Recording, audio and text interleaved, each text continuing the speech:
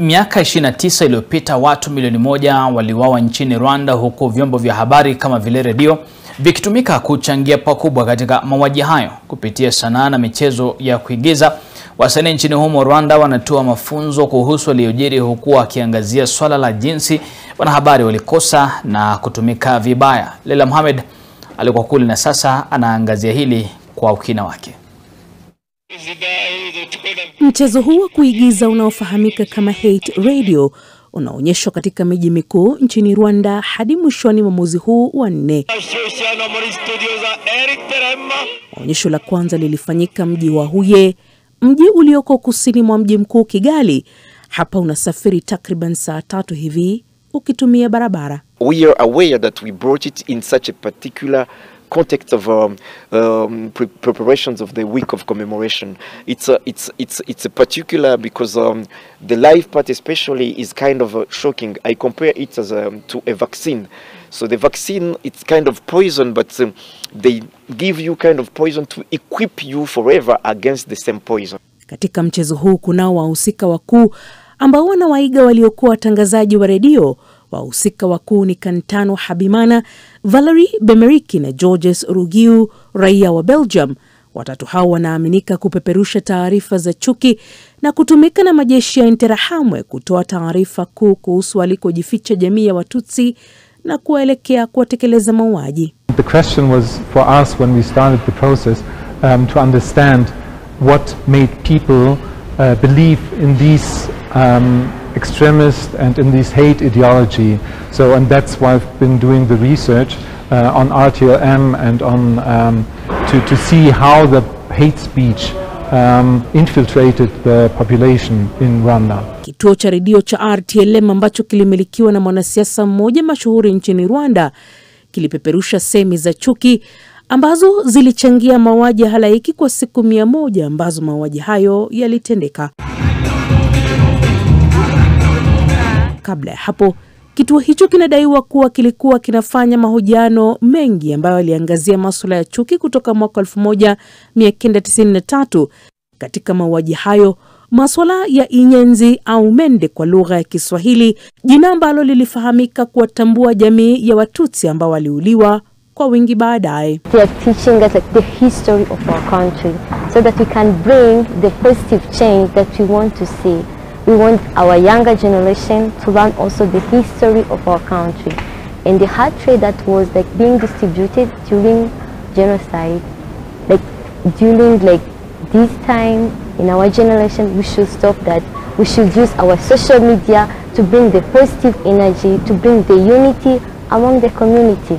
Mwigizaji mkuu Diogene Ntarindwa anasema huvalia sare za kazi kwenye mchezo huu na kuwa Kantano kwa saa 2 hivi, japo ni ngumu kumuiga mtu ambaye kulingana naye alitenda unyama dhidi ya wengi katika jamii. A few months ago and a few years back, I saw kind of overwhelming surge of these hate speeches, especially in the region, whatever the causes. But for me, there are things that can't be debatable, and I wanted not only to kind of sensitize the public opinion, especially in the neighboring region, and particularly what was happening and still happening in the neighboring country of DRC. For me, some things or topics can be debatable, but hate speech is the red line. Katika mchezo huu anavalia suti na kusimama baada ya muda mara kwa mara, wakati mwingine kucheza densi au kuzungumza na mtayarishi wa vipindi katika upande mwingine wa studio.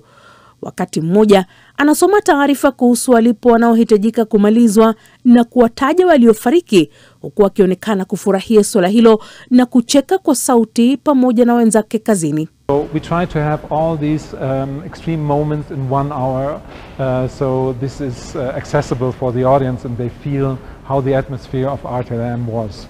Binti wa kipekee aliyoko kwenye studio anamuiga mwanahabari Valerie Bemeriki ambaye kwa sasa anahudumu kifungo cha maisha korokoroni.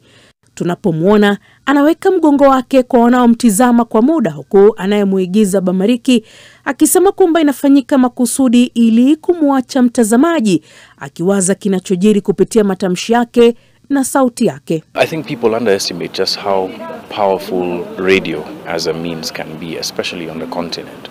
But Valerie as an example, I mean, I had an opportunity to interview her in 2012. And yes, she did sound remorseful, but some of the things that she was able to do, it's sickening, honestly. But I think what for me Valerie represents is these extreme ideologies that exist in society, in every society, that if not addressed, and especially if they become mainstreamed as being normal, where you can talk about saying certain things about people and people seem to think that it's normal, when you start to other various communities and groups and try and minimize their relevance in society, that's a slippery slope. Genevieve Kalimba, raia wa Rwanda ambaye amezaliwa Ubelgiji, anasema japo wengi huwahoji wanaowaigiza ikiwa wao wako hai, hakutaka kujadiliana na mwanahabari huyo kutokana na maovu aliyoyafanya. Watayarishi wa mchezo wanasema iliwachukua miezi kadhaa kuangazia taarifa zilizochapishwa na redio hiyo kwa muda wa mwaka mmoja unusu na kuyaweka yote kwenye mchezo wa saa moja tu. It was also important to have the music and to have like the key moments, like the cri d'histoire that was in the performance, like people calling in and denouncing their neighbors to get killed. So we try to have all these extreme moments in 1 hour, so this is accessible for the audience and they feel how the atmosphere of RTLM was. Waandalizi wana matumaini kwamba mchezo huu wa kuigiza utatoa mafunzo na kuelekeza vijana dhidi ya kusambaza semi za chuki. Nimeona jinsi Radio RTLM ilikuwa inabagua Wanyarwanda na inawachonganisha ili wauane. Naona hiyo ni kitu kibaya kwa radio. Hivi radio ina influence sana. Hivi wananchi wakisikiliza taarifa mbaya kwenye radio inaweza ikawafanya wafanye vitu vibaya. As I learned history, I learned many things about the influence and the impact of media, especially Radio RTLM, in spreading hate message and influencing the killing of Tutsis in 1994.